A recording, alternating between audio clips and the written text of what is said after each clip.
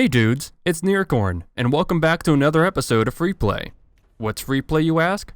Free Play is where I download a free game, play it, and quickly review it. This time around, we are playing Bierzerkers by Shieldbreak Studios.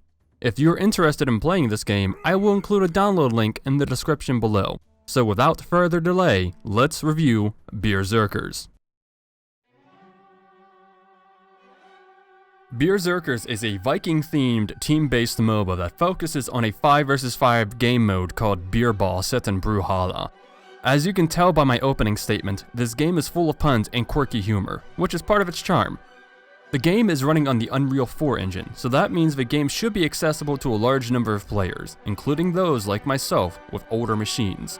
With that being said, the game ran smoothly and I did not encounter any noticeable frame stuttering, which is always a plus. The art style is very reminiscent of Team Fortress 2. The character and level designs are very colorful and stylized. The character design was also well done. However, I personally think they need to work on the Valkyrie. I understand what Shieldbreak Studio was trying to accomplish, making the Valkyrie look like a Looney Tunes era opera singer, but I don't think opera singers would be doing this. Let the games begin. Yeah, that just happened. Beer Ball pits you against other players who take the ball and put it through the opposing team's goal while trying not to be hacked into tiny pieces. Did I mention the ball is a sheep? Yep, it's a sheep. I told you there was a lot of quirky humor in this game. While this game mode is different from other MOBAs or team-based game styles, it is the only game mode. In the game's early access, you can play several different types of games like classic team deathmatch, domination, and survival. Since it's released on Steam, the game mode has been sheared down to only Beer Ball. You could say they need to expand the flock a bit. There are 3 different arenas that you can play that offer different obstacles and pitfalls. They are Odin's Arena, Freya's Colosseum, and the Training Grounds. The maps are always symmetrical and share the same features throughout, like the goals being elevated from the playing field and the center having 2 levels. Although the theme of the maps are different, the core design doesn't change and can seem like you're playing the same map. This can seem boring at times, but at least Shieldbreak Studios made sure that one side did not have an advantage over the other out of the gate. I'll sheepishly give credit where credit is due. The action-packed combat doesn't feel clunky, but it does take some time to get used to it. As you can tell from the background gameplay, you play in a third-person point of view with a center reticle to aim your abilities. Each character has a total of 3 abilities, which makes the gameplay simple and engaging, although it can be a bit hectic when the sheep is first loosed. It doesn't take long to pick up on the basics of the gameplay or even some of the advanced combos for running the ball. This makes the game something that you can pick up for a few matches and put down at your leisure. The matches are also 5 minutes long, which makes the action of the gameplay pretty constant. That's another plus. However, sometimes the servers can be underpopulated and you will be matched with bots. If you pick the quick play option, more often than not, you will be matched with other human players. The sound design could use some work. The one-liners from the characters and game announcers sound too isolated and often drown out the sounds of combat. This doesn't immerse you as well as it should, and it can also be a little distracting. It wouldn't hurt for Shieldbreak Studios to go in and tweak the sounds a bit so everything seems like one big battle instead of a bunch of cartoon Vikings screaming puns and one-liners.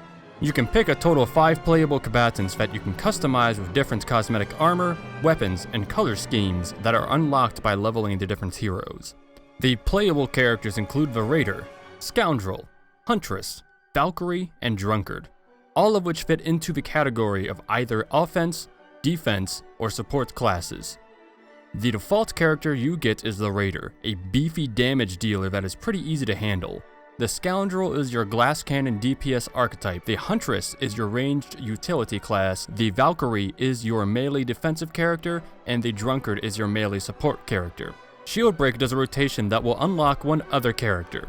However, the last time the rotation was updated was March 4th, and it is now March 26th. This limits the matchups to only 2 different characters unless you are matched with someone who has unlocked the other characters. The current system hinders the types of characters that you can play against and can make the gameplay really tedious.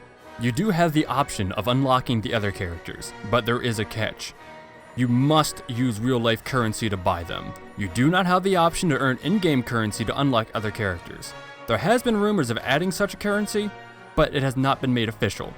You can purchase individual characters for $6.99, or you can buy them all for $20. I understand the need to make money off of your property, I really do, but when it hinders your gameplay, it is unacceptable. It would have made more sense if they had all the playable classes unlocked from the start and had the option to purchase different skins like League of Legends or even purchase the cosmetic stuff for the different characters. I could go on about how this is a terrible idea, but we all know how this can ruin the gameplay. So, is this game worth the hard drive space? Sadly, I would have to say no. Not right now anyway. Please do not take my criticisms of the game as me needlessly bashing the game or the developers. I had a lot of fun playing Bierzerkers. The action-packed gameplay, the kooky one-liners, the overall humor was very entertaining. But with most of the characters behind a paywall, it really takes away from the gameplay. Also, there are a ton of free-to-play MOBAs and team-based character games on the market. Team Fortress 2, League of Legends, and Smite, just to name a few. These games have a larger player base and more of a hero selection. Don't get me wrong, Bierzerkers can be a very entertaining game to play, but due to these glaring issues, they are shooting themselves in the foot. Maybe at a later time, Shieldbreak would fix these issues, but right now, these issues are staring at us like a hungry wolf. So that's it, dudes. That is a quick review of Bierzerkers. Please do not forget to like and subscribe, and also feel free to comment with your thoughts of the review, or if you have a free game that you would like us to cover. Also, check us out on our social media pages to stay up to date with what's going on with us. Thanks again, dudes. My name is Nearcorn, and I will see you next time.